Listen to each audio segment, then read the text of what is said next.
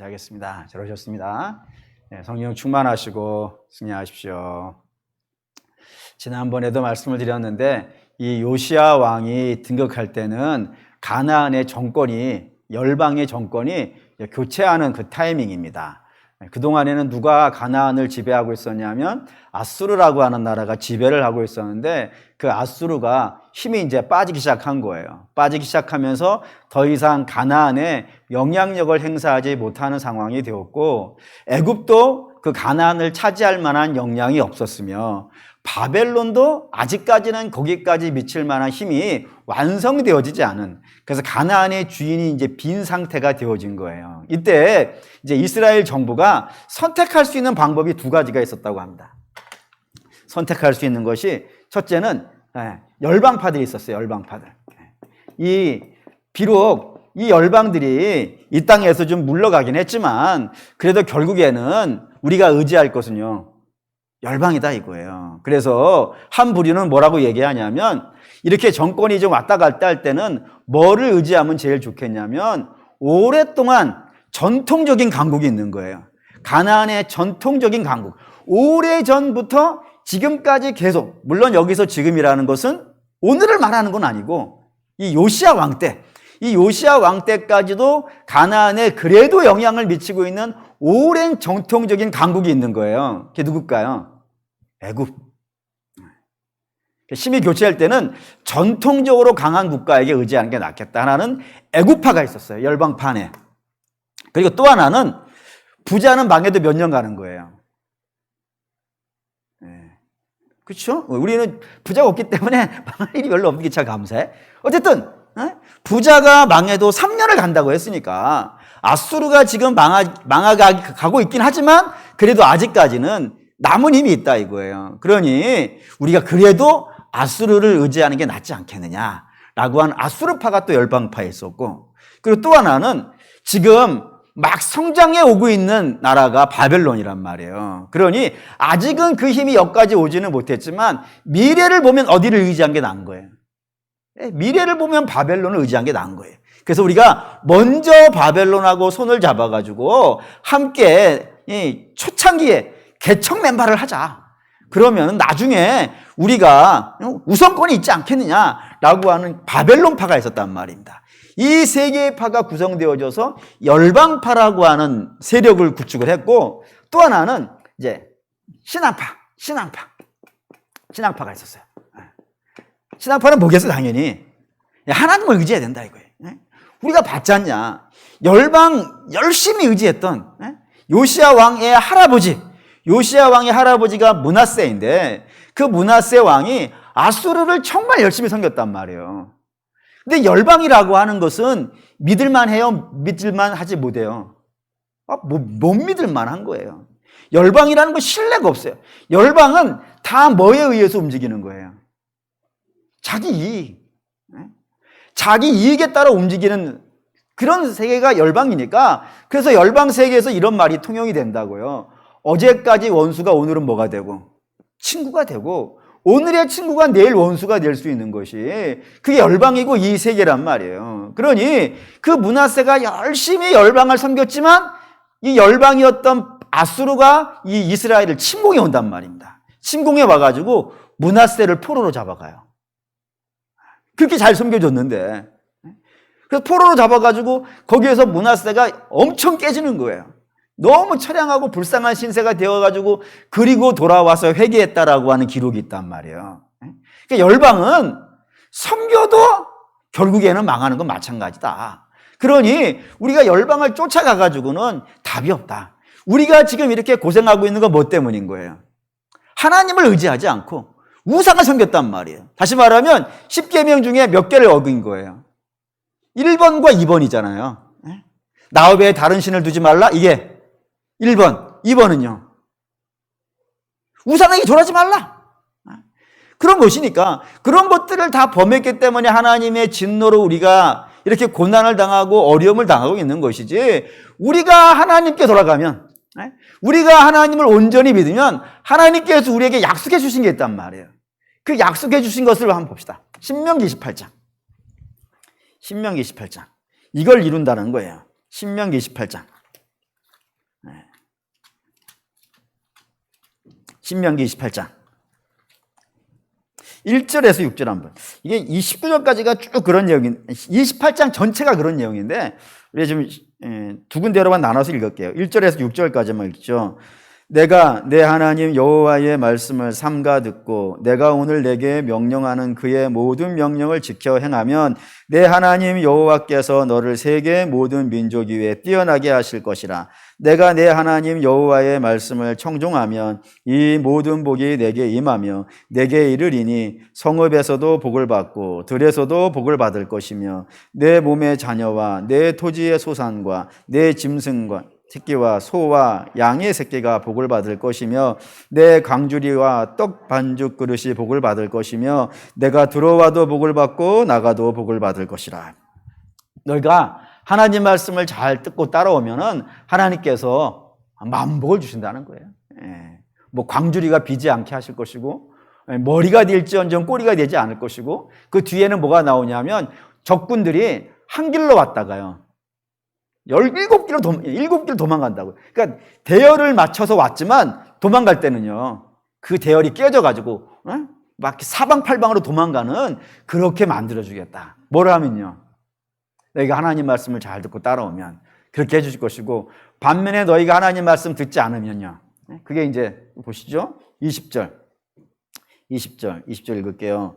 내가 악을 행하여 그를 잊음으로 내 손으로 만든 모든 일에 여호와께서 저주와 혼란과 책망을 내리사 망하며 속에 파멸하게 하실 것이며 그리고 이제 46절에 이제 여기 핵심인데 43절 읽을게요. 너희 중에 우고하는 이방인은 점점 높아져서 내 위에 뛰어나고 너는 점점 낮아지며. 그러니까 열방이 강해진 이유가 뭐예요? 우리가 하나님 말씀을 제대로 안 따라가기 때문이에요. 그래서 하나님이 이스라엘을 책망하시기 위해서 열방을 키웠단 말입니다. 그러니까 지금 애굽이 크고 아수르가 크고 바벨론이 큰 거 뭐 때문인 거예요? 하나님이 이스라엘에게 주셔야 될 복을 누구에게 주신 거예요? 열방에게 줘버리신 거예요. 그래서 거기가 커버렸단 말이에요. 그래서 거기가 커버려가지고 이스라엘을 학대하게 됐으니까 너희가 하나님 말씀 듣지 않으면 이렇게 된다. 그러니 이제 너희는 우리가 다시 하나님 말씀으로 돌아가자. 하나님 말씀으로 돌아가서 우리 믿음으로 해보자 라고 하는 신앙파가 있었단 말이에요. 근데 이 중에 어디가 다수파겠어요? 이쪽이 다수파입니다. 이쪽은 소수파 중에서도 너무 소수고 몇 사람이 그렇게 소리 지르는 것이고 대부분의 모든 백성들은 다 열방을 의지해야 된다는 겁니다. 왜 그랬을까요? 이유가 있어요. 그건 뭐냐면 하나님 말씀을 어떻게 믿냐 이거예요. 지금도 그래요. 지금도 여러분이 밖에 나가서 전도해서 이렇게 얘기하는 거예요. 주 예수를 믿어라. 그러면 너와 내 집이 구원을 받을 것이고 하나님이 너와 함께 하셔가지고 너에게 말할 수 없이 놀라운 신령한 생수를 그 속에서부터 샘솟듯이 솟아나게 하리라 그러면 뭐라 그럴 것 같으세요? 그걸 믿냐? 그걸 믿냐? 그거 어떻게 믿냐? 그 눈에 보이는 하나님을 어떻게 믿냐? 그래서 하나님을 믿는 것보다는 뭐를 믿는 게 나은 거예요? 주목을 믿는 게 낫고 내가 가지고 있는 돈을 믿는 게 낫고 내가 가지고 있는 힘을 믿는 게 낫지. 그 눈에 보이지 않는 하나님을 어떻게 믿냐? 그래서 어느 날 이렇게 길을 지나가는데 노래를 하나 들었어요. 요즘 뭐 이렇게 트로트 열풍이잖아요. 나훈아라는 가수가 노래를 불렀는데 제목이 멋있어. 사내. 근데 거기에 나온 내용 중에 하나가 뭐가 있냐면은 나는 나를 믿었다 이거예요. 그걸 멋있다 그런다니까. 나는 나를 믿고 물론 내 친구를 믿었다 이거예요. 그러니까 눈에 보이는 사람을 의지하고 눈에 보이는 힘을 의지하고 눈에 보이는 재물을 의지하는 게 낫지. 하나님의 말씀은 하나님이라는 분 자체가 눈에 안 보이는데 그 눈에 안 보이는 하나님의 말씀을 믿는 것을 어떻게 그걸 믿냐? 누가 보증을 서주냐? 그거 어떻게 확신하냐? 난 믿을 수 없다. 지금도 그러잖아요. 근데 지금도 그러지만 요시야 시대 때도요. 마찬가지였다 이거예요. 못 믿겠다 이거예요. 그거 못 믿겠다 이거예요. 우리는 지금 이렇게 눈에 보이는 문제, 지금 열방이 교체돼 가면서 어느 쪽에 줄을 서야 우리나라가 망하지 않느냐 하는 이 고민을 하고 있는 판에 눈에 보이지 않는 하나님 말씀을 믿으라고 하는 것은 못 믿겠다 이거예요. 그러니 신앙 이야기는 언제 하면 좋겠어요? 나중에 한가할 때. 네? 전통적으로 신앙을 가져왔던 사람들이니까 안 할 수는 없고, 신앙 이야기는 나중에 좀 한가하고 여유 있을 때, 좀 편안할 때 해야 되는 것이고, 지금은 어느 쪽에 줄을 서는 게 더 나을 것이냐, 이거 연구하는 것이 더 바쁘다 이거예요. 그러니 너는 나중에 와.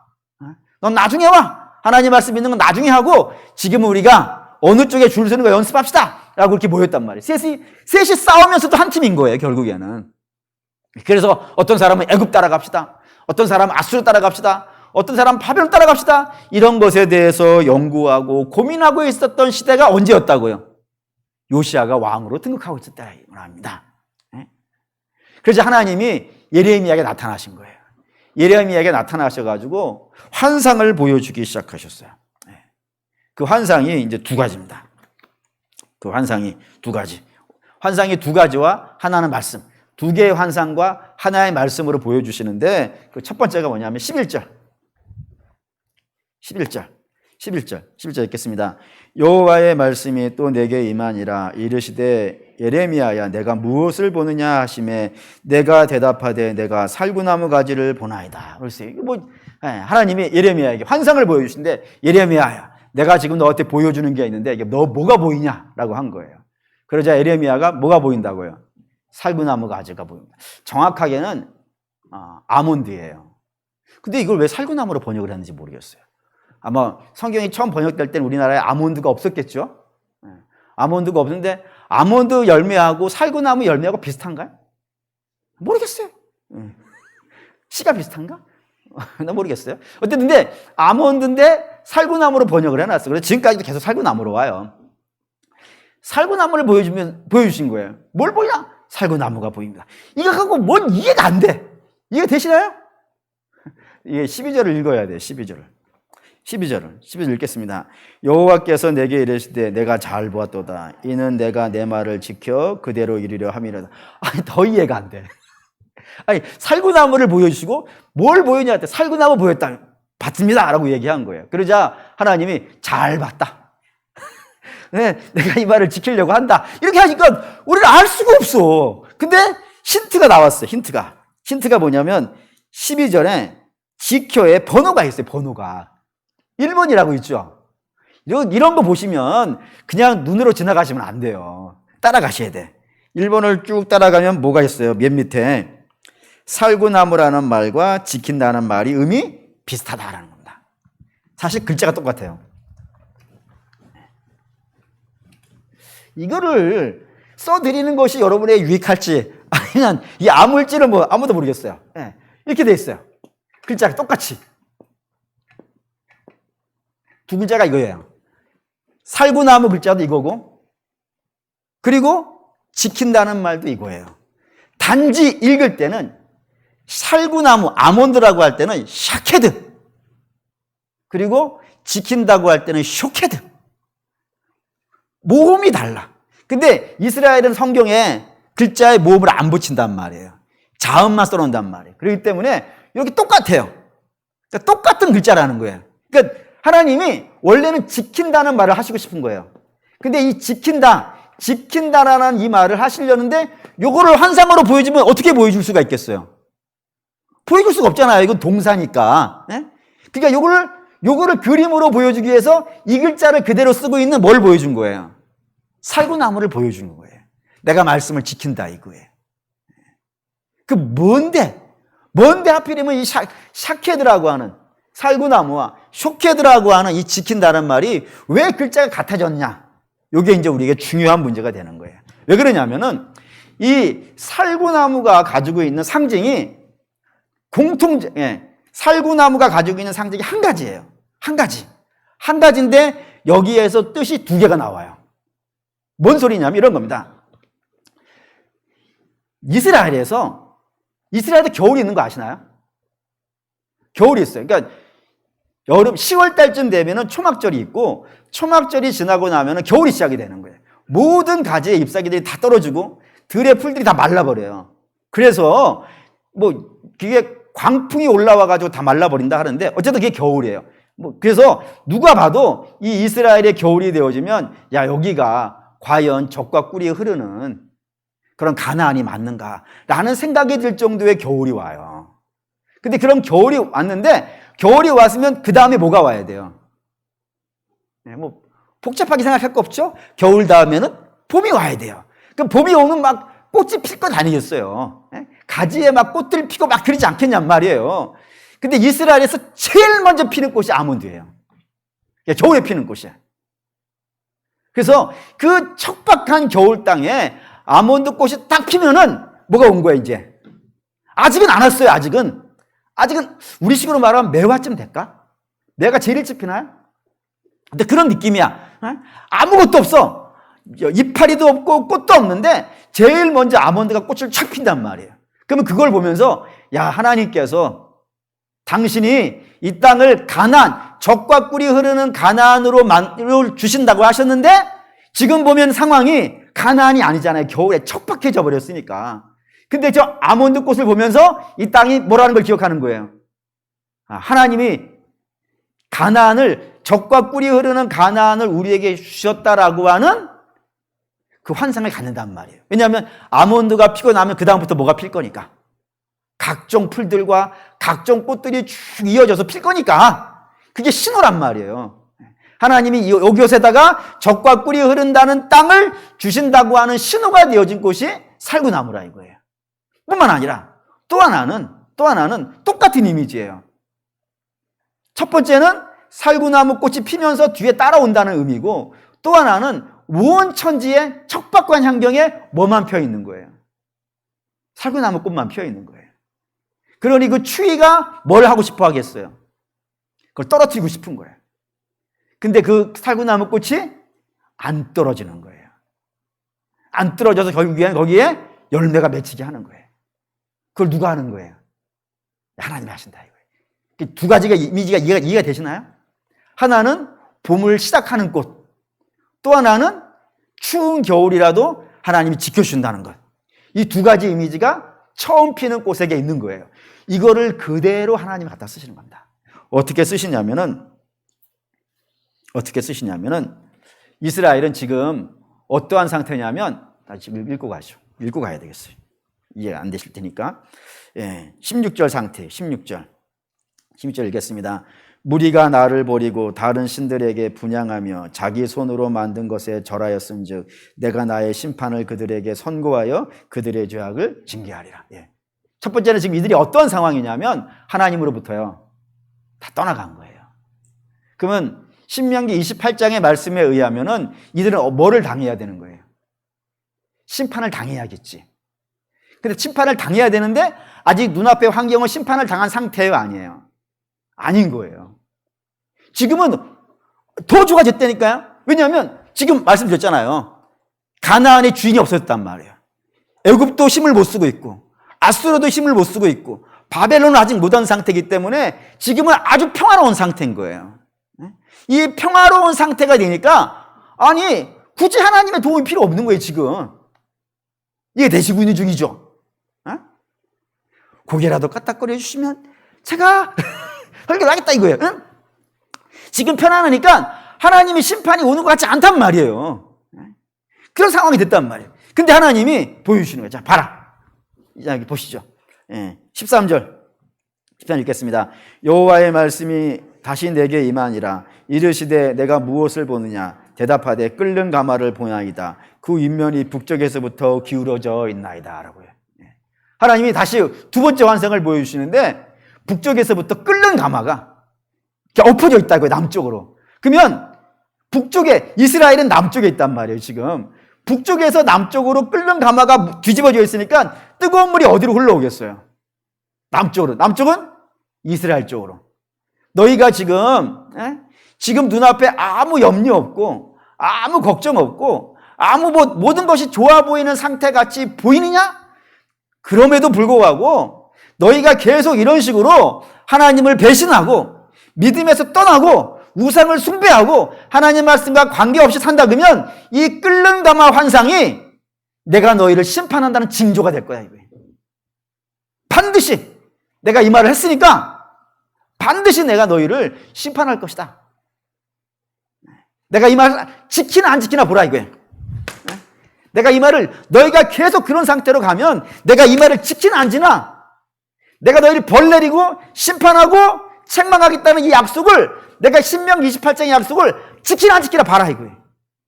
너희가 안 지킨다고 그러냐? 너가 지금 나가 하나님의 말씀을 안 지킨다고 그러는 거야? 내가 이거 지키는 거 봐라 이거예요. 또 하나, 하나님 말씀 지키면, 보시죠. 또 17절에서 19절 읽을게요. 그러므로 너는 내 허리를 동이고 일어나 내가 내게 명령한 바를 다 그들에게 말하라. 그들 때문에 두려워하지 말라. 내가 그들 앞에서 두려움을 당하지 않게 하리라. 보라, 내가 오늘 너를 그 온 땅과 유다 왕들과 그 지도자들과 그 제사장들과 그 땅 백성 앞에 견고한 성읍 세기둥 노성벽이 되게 하였은즉 그들이 너를 치나 너를 이기지 못하리니 이는 내가 너와 함께하여 너를 구원할 것입니다. 여호와의 말이니라. 두 번째 여호와의 말이라고 왔어요. 그 여호와의 말은 뭐냐면, 예레미야야, 너는 내가 가서 이 말을 전하라는 대로 해라 하시 말하면 너는 순종해라. 네가 순종하면 어떤 일이 벌어질 거예요? 우선 누구에게 다시 한번 보시죠. 누구에게 할 거냐면은 18절에 보시면은 온 땅과 유다 왕들과 그 지도자들과 그 제사장들과 그 땅 백성, 이들이 바로 아까 열방파들이에요. 다수의 다수. 왕도 열방파고 제사장도 열방파고, 그리고 뭐 군인, 간부, 모든 힘 있는 사람 다 열방파고, 심지어는 백성들까지 다 열방파라고요. 그들 앞에 가가지고 하나님 말씀, 눈에 보이지도 않는 하나님 말씀, 하나님이 우리에게 그 약속 지킨다는 걸 뭘로 믿냐, 그렇게 말하면서 열방을 쫓아갔던 사람들이라고요. 그들 앞에 가서 하나님이 이렇게 이야기하신다고, 심판하신다고 하는 이 약속을 가서 선포를 하라. 그러면 그들이 뭐라 그러겠어요? 추운 겨울에 나무 한 그루가 꽃을 피우고 있으면 모든 추위가 그 꽃을 떨어뜨리려고 하지 않겠어요. 그것처럼 그들이, 그 다수파가 되어진 자들이 너를 공격해가지고 너를 쓰러지게 하고 낙심하게 하고 무너지고 뭐 죽을 것 같은 상황을 만들어냈을지도 모른다 이거예요. 그럼에도 불구하고 너는 두려워하지 말라 이거예요. 왜? 너가 내 말을 따라가고 있으면 내가 너를 어떻게 해주겠다고요? 노성벽이 되게 하고 강철이 되게 하고 철문이 되게 해가지고 아무도 너를 무너뜨리지 못하도록 내가 그렇게 너를 지켜주겠다. 그러니 너는 이 말을 믿고 가서 내가 너에게 전하는 말을 전하라 이거예요. 요게 예레미야에게 주어진 환상이에요. 모든 이스라엘이 하나님 말씀 못 믿는다, 그분이 약속 지킨다면 못 믿겠다, 안 보이는 분이니까, 그런 분에게 그렇게 이야기하자 하나님께서 내가 안 지킨다고? 내가 신명기 28장의 말씀을 안 지킨다고? 그럼 봐라. 너희가 계속 그렇게 가면 너희를 끓는 가마로 너희를 심판하는 그 약속을 내가 지키나 안 지키나 봐라. 그리고 네가 내 말을 지키면 내가 너를 노성벽이 하고 철문이 되고 강한 군대가 되게 해서 아무도 너를 이기지 못하게 하겠다는 그 약속을 지키나 안 지키나 봐라. 반드시 지킨다 라고 하는 그런 환상이 오늘 저와 여러분 읽은 겁니다. 그럼 이 말씀을 읽고 어쩌라고요? 라는 답이 당연히 나와야겠지. 어쩌라고요? 하나님 우리에게 뭐를 요구하시는 거예요? 하나님 말씀 믿으라 이거예요. 하나님 당신이 하신 말씀을 어떻게 하시는 분이에요? 지키신다 이거예요. 지키신다고. 근데 항상 문제는 어디 있냐면 하나님의 말씀을 어느 순간에 하실까요? 이게 우리가 힘든 거예요. 하나님이 우리에게 말씀을 하실 때는 언제냐면 우리가 아무것도 없을 때예요. 아무것도 없을 때 말씀을 하나 탁 주시는 거예요. 그럼 성도는 그 말씀을 갖고 버티는 거예요. 그걸 뭐라 그러냐면 믿음이라 그래요. 그게 믿음이에요. 확인해 볼까요? 히브리서 11장 1절, 그 유명한 말씀.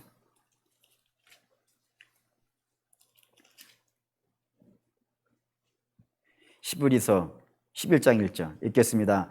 믿음은 바라는 것들의 실상이요 보이지 않는 것들의 증거라고요. 믿음이라는 건 뭐냐면은 하나님이 약속을 하나 주신 거예요. 약속을 하나 주셨는데 그게 지금 내 눈에 보여요, 안 보여요? 안 보여요. 근데 뭘로만 보여요, 그게? 믿음으로만 보여요. 눈에는 안 보이는 거예요. 근데 그 하나님 말씀이 내 삶에 이루어질 것이다. 그거를 믿는 거를 믿음이라 그런다 이거예요. 그러니까 여러분, 우리가 믿음을 요구받는다는 것은 약속을 받는 거예요, 약속을. 그 약속을 갖고 버틸 수 있는 힘이 있어야 돼요. 그걸 가장 잘 버틴 사람 중에 하나, 그걸 잘 버텼다고 해야 돼요. 왜냐하면 중간에 한번 실수를 하긴 하지만 그 성경이 공식적으로 잘 버텼다고 하는 사람이니까. 보시죠. 로마서 4장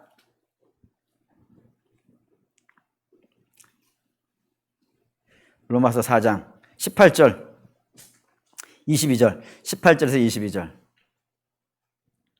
로마서 4장 18절에서 22절 읽겠습니다.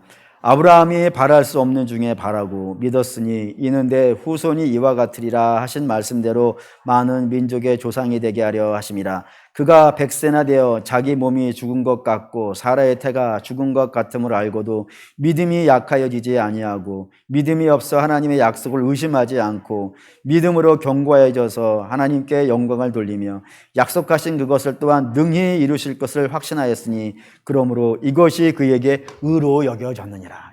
아브라함이 하나님께서 너 의롭다라고 하신 그 이유가 뭐였다고요? 하나님이 그에게 아들을 준다라고 약속을 하셨다 이거예요. 아들이 없을 때, 아들이 눈이 없을 때, 그래가지고 얼마나 시간이 지나버렸냐면 100세가 되어져 가지고 더 이상 내가 자식을 낳을 수 없을 것이라고 하는 그런 상황에까지 몰렸음에도 불구하고 뭐를 믿었다고요? 하나님이 내게 자식을 준다는 걸 믿었다고요. 그거를 의로 여겼다고요, 하나님께서. 그러니까 하나님이 약속을 주셨는데, 빈 상태에서 약속을 주셨는데 그 약속을 끝까지 믿어가지고 그 약속에 이른 사람이 아브라함이었다는 거예요. 믿음이 그런 거라니까요. 믿음은 하나님이 지키신다, 이 쇼케트를 믿는 거예요. 믿는 거예요. 그러니까 여러분 눈에 뭐가 보이냐면 살구나무가 보여야 되는 거예요, 항상. 살구나무 아무데나, 그러니까 이게 특별한 환상이 아니에요. 이스라엘에 흔히 보이는 나무가 살구나무거든. 그러니까 이제 눈을 딱 들어봤는데 거기 앞에 살구나무가 있었던 거예요, 예레미야한테는. 그걸 보면서 하나님이 물으신 거예요. 야, 너 믿냐? 내가 내 말대로 한다는 사실을, 심판도 할 수 있고 복도 줄 수 있고 내가 그걸 다 할 수 있다는 사실도 믿냐? 그때 예레미야가 어떻게 했다고요? 하나님 저 믿어요 라는 거예요. 저 하나님은 그렇게 하실 수 있을 거라고 믿어요. 그래, 잘했다. 나 그렇게 할 거다. 사랑하는 여러분, 이게 오늘 우리의 싸움입니다. 우리의 싸움은 뭐 대단한 싸움이 아닙니다. 뭐 세계를 뒤집는, 뭐 제가 예전에 뭐 닉네임 있잖아요. 그 닉네임을 복음으로 세계적 뭐 이렇게 쓰고 다녔는데 학생 때 대학원 다닐 때 뭐 그렇게 쓰고 다녔었는데 하나님 우리에게 그런 거 요구하는 게 아니에요. 이제는 알겠어요. 하나님께서 내게 요구하는 건 내가 너에게 말할 거 믿냐? 내가 너를 구원할 것이고 내가 너와 함께 할 것이고 내가 너를 이기게 할 것이고 내가 너를 영광스럽게 할 것이고 내가 너를 복되게 할, 아무것도 없어요. 지금 우리는 아무것도 가진 게 없잖아요. 그런데도 불구하고 하나님이 아들을 죽여놓고 그걸 하시는 거예요. 지금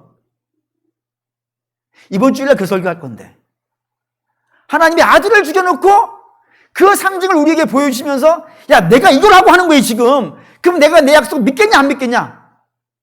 그럼 우리는요, 아무것도 없는다 하더라도 그걸 믿을 수 있어야 돼요. 그 믿음이 있어야 된다 이거예요. 근데 우리가 이 시대에 그 믿음이 있나? 이게 안타까운 거예요 지금. 하나님, 저는 세상 사람이 콩으로 매주를 쓴다도 안 믿을 때가 있어요.